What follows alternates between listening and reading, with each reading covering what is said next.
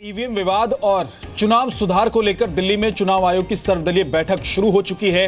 बैठक में सबसे पहले चुनाव आयोग की तरफ से ईवीएम पर डेमो दिया जाएगा ताकि यह बताया जा सके कि ईवीएम पूरी तरह सुरक्षित है।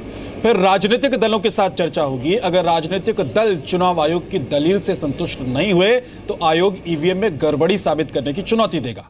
सूत्रों से खबर है कि अगर ईवीएम पर गड़बड़ी साबित नहीं हुई तो चुनाव आयोग आरोप लगाने वाली पार्टियों से माफी मांगने को भी कह सकता है। रवि त्रिपाठी मौजूद हैं इस खबर पर।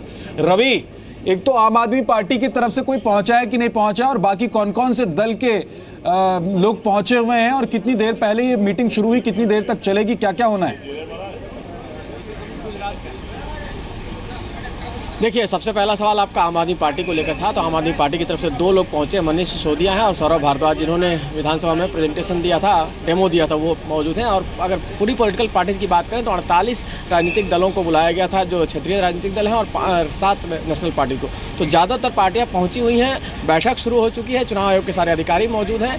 मेन मुद्दा है कि इससे पहले जितने चुनाव हुए हैं ईवीएम को लेकर, जिसको सवाल खड़ा किया गया है, क्या चुनाव आयोग उनको संतुष्ट करने में कामयाब रहता है कि ये सारे गड़बड़ी नहीं हुई, सारे चुनाव सही हुए हैं, और आगे आने वाले समय में जो चुनाव हो, जिसमें जो सारे राजनीतिक दलों की मांग ज़्यादातर की ये थी कि चाहे तो बैलेट से हो, नहीं तो वीवीपैट से हो। तो एक तरह से माना जाए कि सारे मामले लगभग क्लियर हो चुके हैं, क्योंकि आम आदमी पार्टी का भी स्टैंड अब धीरे धीरे बदल रहा है कि वीवीपैट पर चुनाव होने से उनको कोई दिक्कत नहीं। और चुनाव आयोग ने भी साफ कर दिया है कि चाहे हिमाचल का चुनाव हो, गुजरात का चुनाव हो, चाहे आने वाले जितने भी चुनाव हो, सब अब वीवीपैट से ही होंगे। तो कुल मिलाजुला के एक तरह से कहा जाए कि इस समस्या का समाधान पहले निकल चुका है। लेकिन इससे पहले जो चुनाव हुए हैं, जो 5 राज्यों के हुए हैं, चाहे बाकी जो चुनाव हुए जिसको लेकर सवाल खड़ा किया जा रहा है, उस पर चुनाव आयोग ब्रीफिंग देगा, एक पावर पॉइंट प्रेजेंटेशन दिया जाएगा, डेमो भी दिया जाएगा। और इससे भी संतुष्ट नहीं होते हैं तो खुली चुनौती दी जाएगी कि अगर आपको लगता है तो आप इसको करके दिखाएं, उसको चेक करके दिखाएं, गड़बड़ी करके दिखाएं, जैसा कि चुनाव आयोग की तरफ से पहले भी कहा जा चुका है।